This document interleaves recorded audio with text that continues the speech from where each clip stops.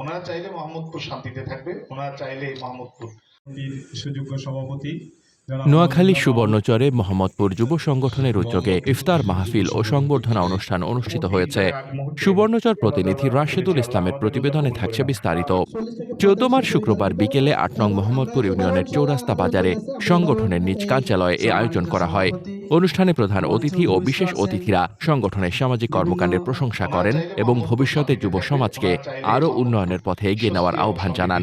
অনুষ্ঠানে সভাপতিত্ব করেন মোহাম্মদপুর যুব সংগঠনের সভাপতি শরীফ সালাহউদ্দিন এবং সঞ্চালনায় ছিলেন শামসুদ্দিন হাসান।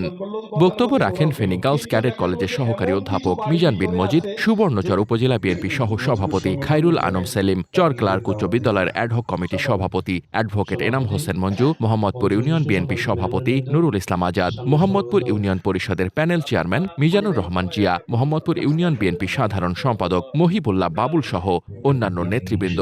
ইফতার পূর্ব মুহূর্তে দেশ ও জাতির কল্যাণ কামনা করে বিশেষ মোনাজাত করা হয়। মোহাম্মদ শামীম রেজা, দৈনিক খোলা চোখ। আপনার স্বপ্নের যাত্রা হোক ফ্লাই ইনফিনিটির সাথে।